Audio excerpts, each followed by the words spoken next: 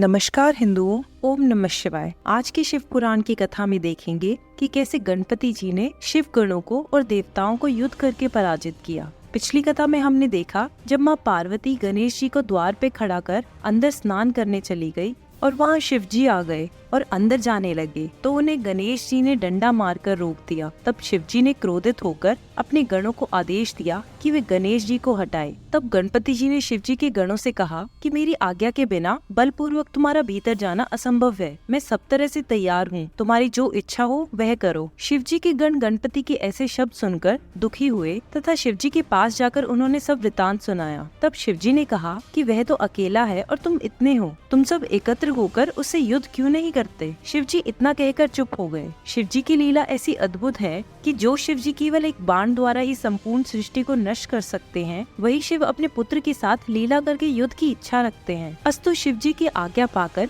सब गण शस्त्र आदि लेकर गणपति के समीप पहुँचे और बोले, हे बालक, तू क्या चाहता है? अब तो जलकर भस्म हो जाएगा। अब तक हमने तेरी दिड़ाई सहन की है, परंतु अब सहन नहीं कर सकते। यह सुनकर गणपति ने सहनशीलता पूर्वक उत्तर दिया, तुम ऐसी बढ़ चढ़ कर बातें क्यों करते हो? तुम तो बड़े वीर मालूम होते हो। मैं तो एक अबोध बालक हूँ। मैंने कभी किसी युद्ध को आंखों से देखा तक नहीं है और तुम अनेक युद्धों में भाग ले चुके हो, फिर भी मैं युद्ध से मोख न मोहूंगा। शिव जी गिरिजा पुत्र के इस बल एवं धरती को देखकर धन्य धन्य कहने लगे। परंतु शिव के गणों ने यह सुनकर गणपति पर आक्रमण कर दिया। दोनों ओर घोर युद्ध होने लगा। शिव जी के गुणों ने शूल, बाण आदि सब शस्त्र गणपति के ऊपर चलाए, परंतु गणपति ने उन्हें अपने दंड से ही काट डाला और सबको युद्ध भूमि से भगा दिया। शिव जी के गणों ने कहा, न जाने इस छोटे से बालक ने यह वीरता कहाँ से प्राप्त की है। इसके पश्चात उन सब ने गणपति को पुकार कर कहा कि अब तक तो हमने तुम्हें बच्चा समझकर छोड़ दिया था, परंतु अब नहीं छोड़ेंगे। यह कहकर उन्होंने गणपति पर अनेक शस्त्रों द्वारा आक्रमण किया। गणपति ने भी उन्हें आक्रमणों का उत्तर दिया। तब दोनों ओर से घोर युद्ध हुआ, परंतु वे पराजित होकर वहाँ से भाग गए और गणपति जी उसी प्रकार द्वार पर बने रहे। शिव जी ने ऐसी विचित्र लीला करके अपने गणों का गर्व दूर कर दिया और अपनी शक्ति प्रकट करके दिखाई कि तीनों भुवन उनकी शक्ति के अधीन है। तब इसके पश्चात जब नारद जी ने यह हाल विष्णु लोक में जाकर विष्णु से कहा तो इस पर विष्णु जी आश्चर्य करने लगे। फिर ब्रह्मा जी, देवता और विष्णु जी आदि ने शिव जी के समीप पहुंचकर उन्हें प्रणाम किया और विनय के साथ कहा, हे सदाशिव, इस समय आपने कौन सी लीला कर रखी है? तब शिव जी ने उत्तर दिया, हमारे द्वार पर एक विकट बालक खड़ा है, वह प्रलय कर देगा, इसलिए तुम सब जाकर किसी प्रकार उसको प्रसन्न करो। यह सुनकर सबने कहा, हे प्रभु, यह सब आपकी ही लीला है कि एक बालक इस प्रकार युद्ध कर रहा है। यह कहकर सब लोग गणपति के पास गए। गणपति ने सबको आते देखकर एक बाल उखाड़ लिया और उससे उन्हें मारने की इच्छा प्रकट की। यह देखकर उन लोगों ने उसके पास जाकर कहा कि आप हमें क्षमा कर दे, हम में से कोई भी आपसे युद्ध करने की इच्छा नहीं रखता। ब्रह्मा जी ने इतना ही कहा था कि गणपति ने दंड को संभाल लिया। उस समय सब लोग वहाँ से लौटकर शिव जी के पास गए। तब शिव जी ने क्रोधित होकर इंद्रादि से कहा कि तुम जाकर इस बालक का वध करो, जिससे तुम्हें यश प्राप्त होगा। शिव जी की आज्ञा पाकर इंद्र और देवताओं ने युद्ध के लिए तत्पर होकर गणपति के ऊपर बाण और अन्य शस्त्र की वर्षा की। उसी समय शिव और गिरिजा ने दो शक्तियाँ उत्पन्न की, जो तुरंत युद्ध स्थल में पहुंचकर दोनों ओर के शस्त्र अपना मुंह खोलकर निगल जाती थी। जिस प्रकार पर्वत समुद्र के बीच में स्थिर रहता है, उसी प्रकार अकेले गणपति ने समस्त सेना को दुखी कर दिया। तब सब देवता निशस्त्र हो खाली हाथ युद्ध स्थल में खड़े रहे और बोले कि अब हम क्या करें, हमारे पास तो कोई शस्त्र भी शेष नहीं रहा। उस समय केवल वीरभद्र को यह दिखाई देता था कि दोनों शक्तियों ने प्रकट होकर देवताओं को इस प्रकार दुखी किया है। अंत में नारद ने देवताओं सहित शिव जी के पास जाकर कहा, हे प्रभु, हमको ऐसा प्रतीत होता है कि यह सब लीला आपकी ही है। यदि आप इस समय कुछ नहीं करते हो तो अवश्य ही प्रलय हो जाएगा। तब शिव जी की आज्ञा अनुसार इंद्र, वरुण, यमराज आदि ने पहुंचकर गणपति के ऊपर अपने शस्त्रों से आक्रमण किया, परंतु वे सब व्यर्थ हो गए। तब सब देवताओं ने वहाँ से भागकर शिव जी से कहा, हे शिव शंकर, आप संसार को उत्पन्न करने वाले हैं। यदि गिरिजा का यह गण जीवित रहा तो प्रलय कर देगा, इसलिए आप इस गण का सिर काट लीजिए। यह कहकर वे चुप हो गए और शिव जी यह सुनकर क्रोधित हुए। इसके पश्चात स्वयं महादेव और विष्णु जी गणेश जी से युद्ध करने निकल पड़े और इसका वृतांत हम अगली कथा में देखेंगे।